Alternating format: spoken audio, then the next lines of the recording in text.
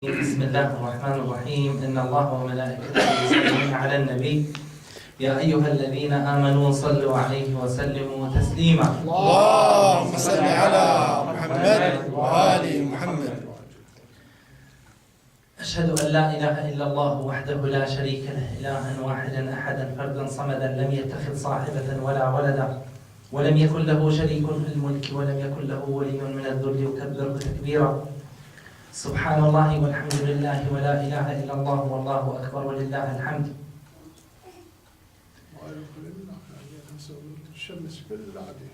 السلام على ملائكة الله الصالحين، السلام على الأنبياء والمرسلين، السلام عليك يا رسول الله يا من بعث رحمة للعالمين، السلام عليك يا أمير المؤمنين علي بن أبي طالب عليه السلام، السلام على فاطمة الزهراء، السلام على الحسن وعلى الحسين وعلى علي بن الحسين وعلى محمد الباقر وعلى جعفر الصادق وعلى موسى الكاظم وعلى علي الرضا وعلى محمد الجواد وعلى علي الهادي وعلى الحسن العسكري وعلى الحجة القائمة بالحق. اللهم عجل فرجه الشريف وسهل مخرجه واجعلنا من أنصاره وأعوانه واللاذين تحت لوائه والذابين عنه المستشهدين بين يديه. اللهم صل على محمد وآل محمد. تكلمنا في ليلة البارحة حول المحاور المهمة في بداية سورة البقرة، ثم انتقلنا إلى قصة النبي آدم عليه السلام أبو البشرية،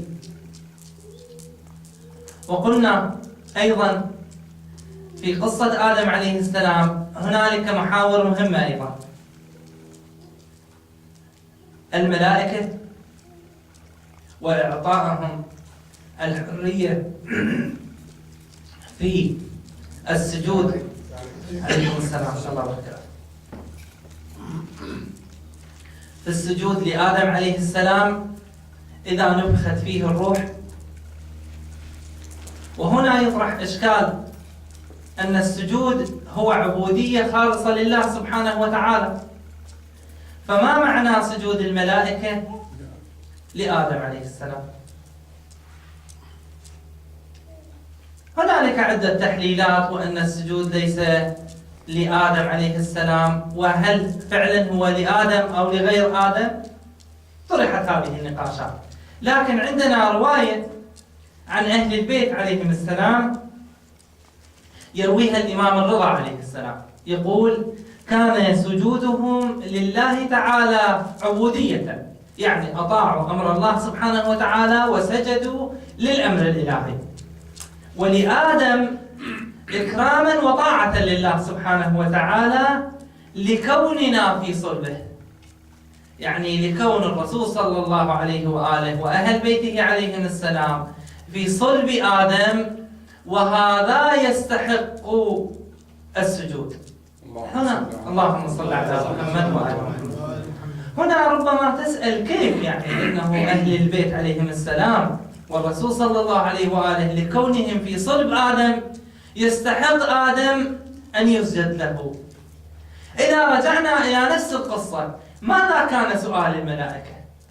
كان سؤالهم: أتجعل فيها من يفسد فيها ويسفك الدماء؟ في المقابل ماذا؟ ونحن نسبح بحمدك ونقدس لك. الله سبحانه وتعالى جعل أفضل الخلق الذين لا يفسدون ولا يسفكون الدماء، ومن هم؟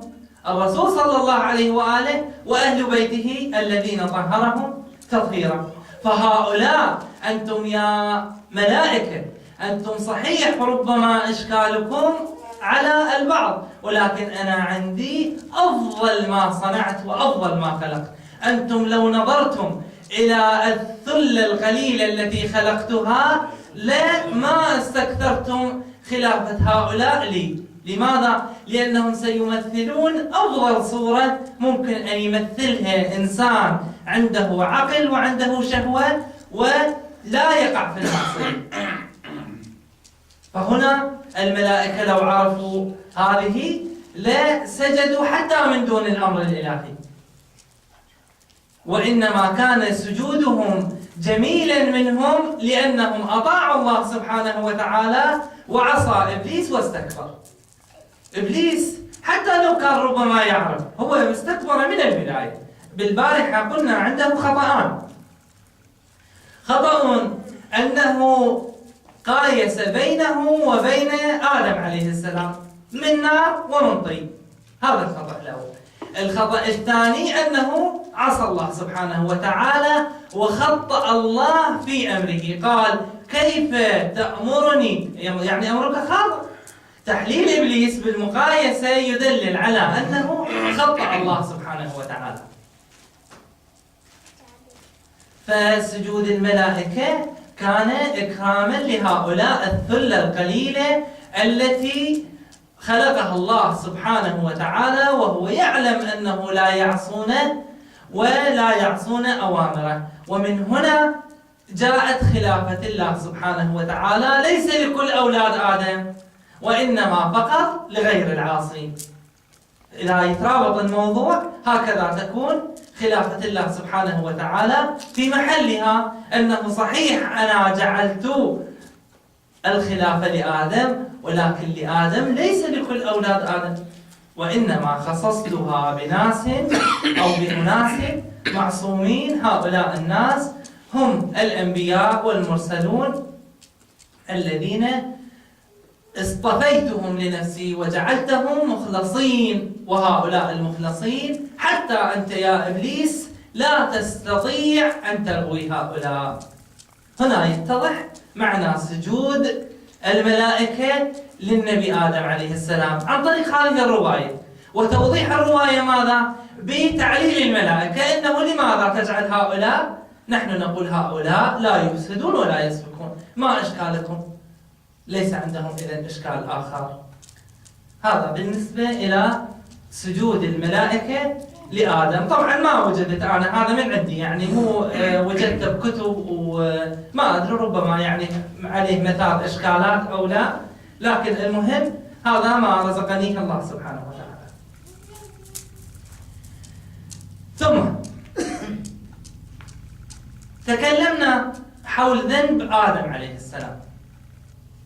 قلنا هنالك عدة آراء إنه ما هو الذنب الذي ارتكبه آدم. أنتم تقولون إنه نبي وتقولون إنه معصوم عن الخطأ، فكيف يرتكب النبي؟ هذا البارحة تكلمنا عنه بالتفصيل، الآن نذكره بالاختصار. أنه قلنا إما من باب الذنب النسبي، والذنب النسبي يعني ليس الذنب المطلق، يعني ليس ذنبا تماما، وإنما ذنب باعتبارات خاصة. كيف؟ جبنا عليه بمثال الصلاة والخشوع في الصلاة. قلنا قد يكون إنسان يطلب منه الخشوع لكنه لا يخشى، هل معنى أن صلاته ليست صحيحة؟ لا، توضع عليه علامة صح وأنجز صلاته، لكنه ليس بمعنى الصلاة التامة والكاملة. يستحب له أن يخشى، لكن لو قارناها، هذا معنى النسبية، لو قارناها بصلاة الرسول صلى الله عليه وآله لوجدناه يجب عليه أن يخشى، فيكون عدم خشوعه أو عدم خشوعه ماذا؟ ترك للأولى. الأفضل بك أن تخشع يا رسول الله صلى الله عليه وآله. فيكون خلاف بيننا وبين الرسول صلى الله عليه وآله. هذا بالنسبة لآدم عليه السلام، الأفضل لك أن تتبع هذا ولكنك لم تتبع الأمر. هذا واحد. وقلنا هنالك أمر إرشادي، وهو أن الله سبحانه وتعالى قال له يا آدم أنت إذا أكلت من هذه الشجرة تتسبب بإخراجك من الجنة، وهذا يسمى الأمور الوضعية. أنت كثير من الأمور الوضعية، أنت إذا لمست هذا الزر سوف تنطفئ اللاقطة، إذا ضغطت هذا الزر سوف يفتح النور، يعني آثار، نتيجة الأثر. إذا ضربت الزجاج على الأرض سيتكسر. هذه تسمى آثار وضعية. يا آدم إذا أكلت من التفاحة تتسبب التفاحة بإخراجك من الجنة، هذا يسمى أمر إرشادي. هنالك أيضا أمر محتمل، وهو أنه الجنة التي كان فيها آدم عليه السلام لم تكن